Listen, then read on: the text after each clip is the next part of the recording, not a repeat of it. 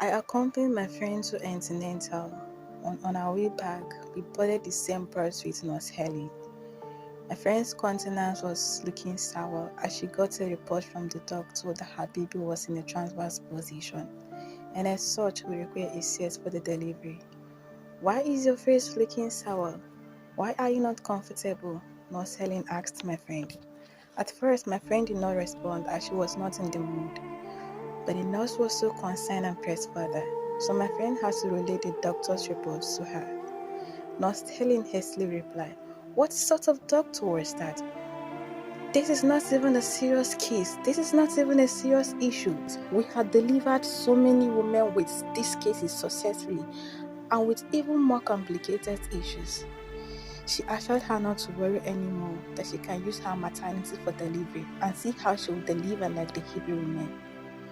Both of them exchanged contact and my friend promised to get back to her. A few moments later, Nurse Helen got to her destination and alighted. I turned to my friend and asked her, "Are you persuaded by her assurance?" "I will sleep over it," my friend replied.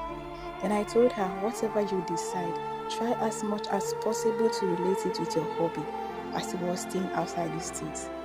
"I'll handle it," my friend replied back. After a few days, I paid my friend a visit. "How are you?" We exchanged pleasantries. I went further to ask her about her decision and also if she had related it with her hobby. "Well, I have decided to use Nurse Helen's maternity," she replied. I asked if hobby was okay by it. He did not accept it, but rather as she used the hospital and undergo CS. But I'm not minding him. I don't care if he accepts me using the maternity or not. I must deliver like the Hebrew women, she yelled. I sat her down to remind her of the realities.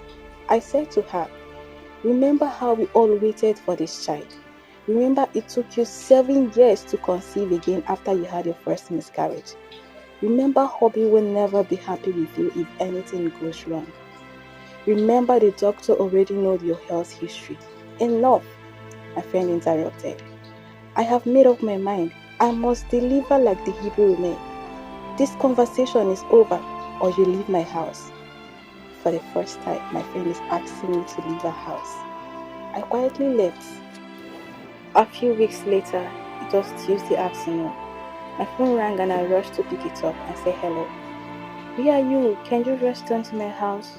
"I'm in labor. I will be on my way right now," I replied. I hurriedly dressed up and dashed out. I got to her house and managed to take her inside the vehicle. I knew she was in labor and was not getting herself, but I summoned courage to ask her if I should take her to the hospital she was using. But she blatantly objected and screamed to take her to the Nurse Helen's maternity. I had to obey her wish. We arrived at the maternity around 3 past 4 p.m. and she was quickly taken to the labor room as she was fully dilated already.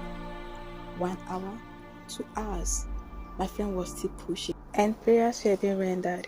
I was not left out either in the prayers.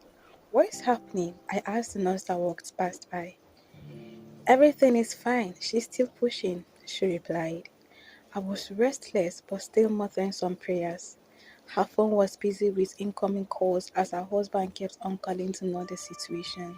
A few minutes later, the so-called Nurse Helen walked up to me and was being surveyed.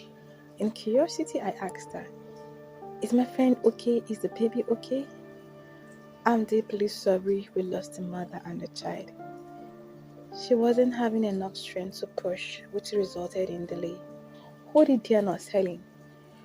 Where is the promise of delivery like the Hebrew women? Why were you not able to keep to your promises?" At that point, the question and the answer meant nothing, as I have lost my only friend.